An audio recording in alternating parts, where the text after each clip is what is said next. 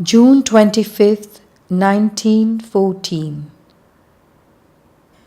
What wisdom is there in wanting to be like this or like that? Why torment oneself thus? Art thou not the supreme worker? Is it not our duty to be thy docile instruments? And when thou puttest the instrument aside for a time, will it complain that thou abandonest it because thou dost not make it work? Will it not be able to enjoy calm and repose after having enjoyed activity and struggle? One must be always vigilant, attentive to the least call, so as not to be asleep or inert when thou givest the signal for action, whether with the mind, the feelings, or the body.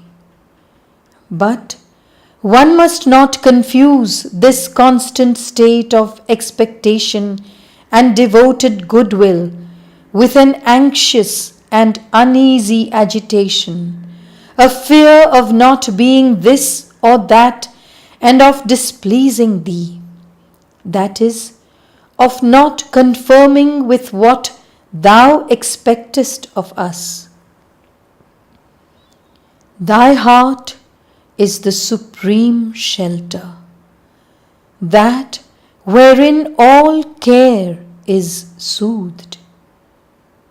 Oh, leave it wide open, this heart, so that all those who are tormented may find there a sovereign refuge. Pierce this darkness, let light flash forth, still this tumult, establish peace. Calm this violence, let love reign. Become the warrior, triumphant over obstacles. Win the victory. June 26, 1914. Hail to thee, O Lord, Master of the world. Give us the power to do the work without being attached to it, and to develop the capacities of individual manifestation without living in the illusion of personality. Strengthen our vision of reality, make firm our perception of unity, deliver us from all ignorance, all darkness.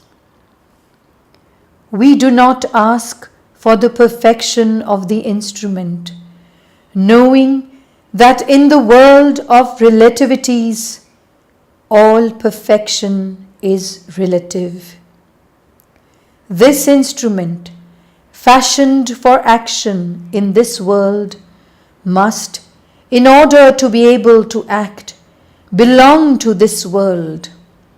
But the consciousness that animates it should be identified with thine.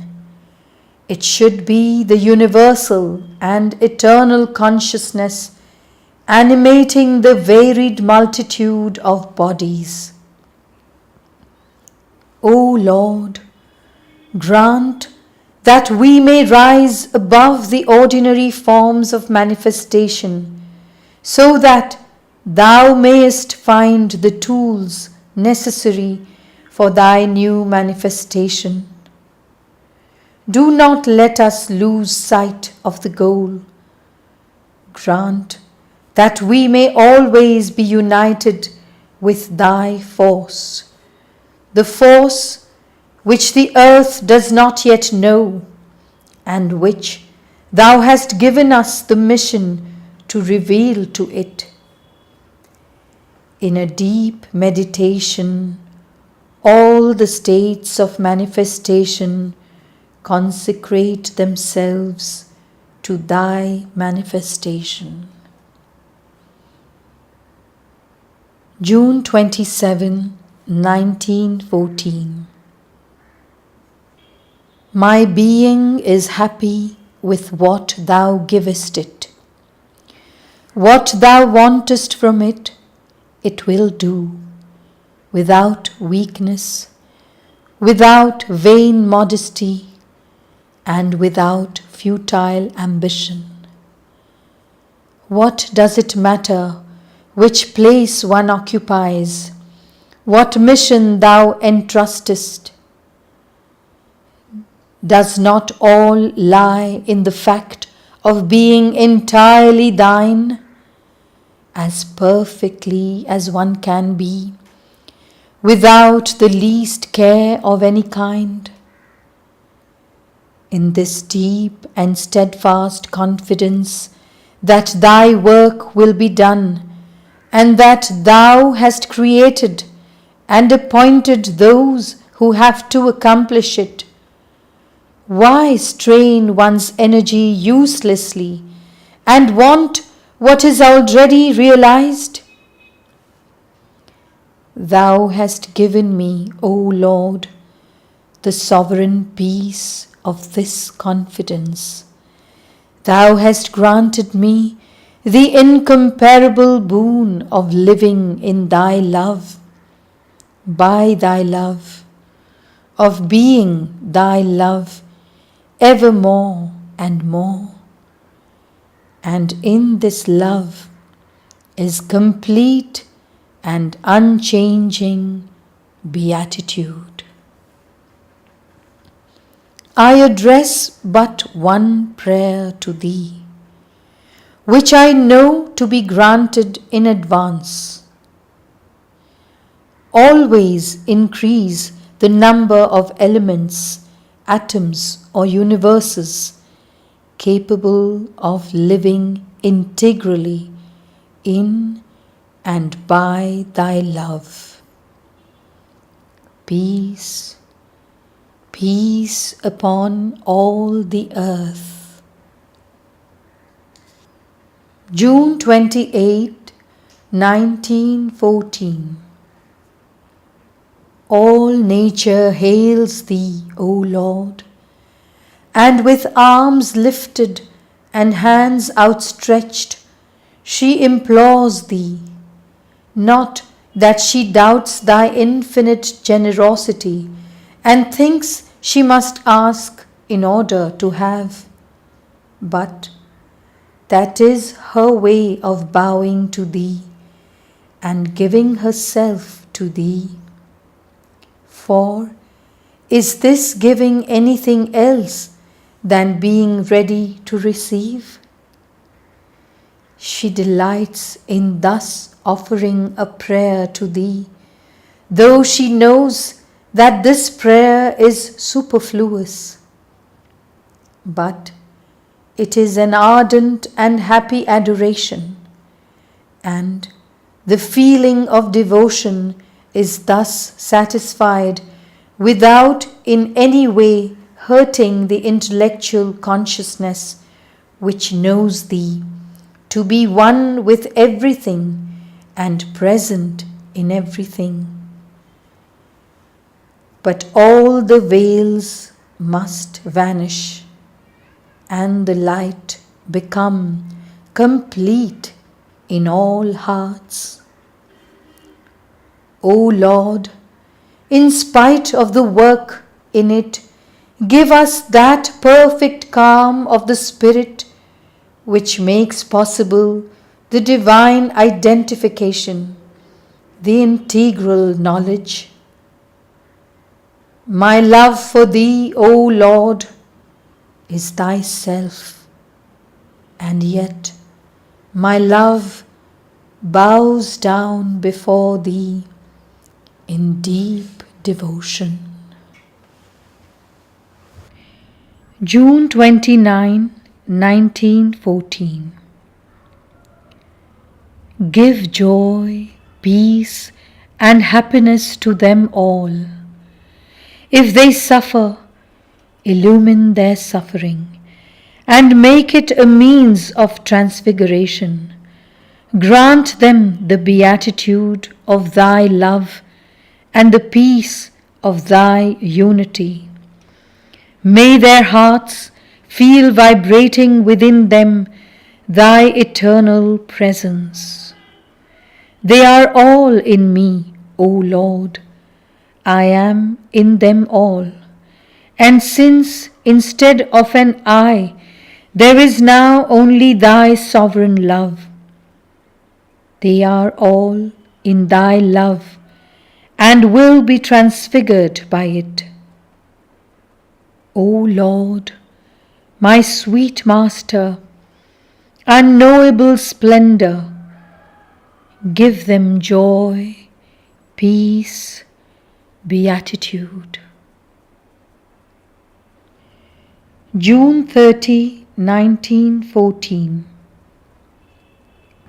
Each activity in its own field, accomplishing its particular mission, without disorder, without confusion, one enveloping the other, and all graded hierarchically around a single center.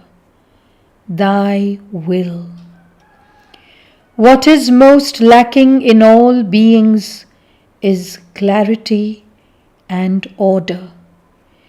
Each element, each state of being, instead of fulfilling its function in harmony with all the others, wants to be the whole in itself, perfectly autonomous and independent. And there lies the ignorant error of all the universe, a global error repeated in millions and millions of forms.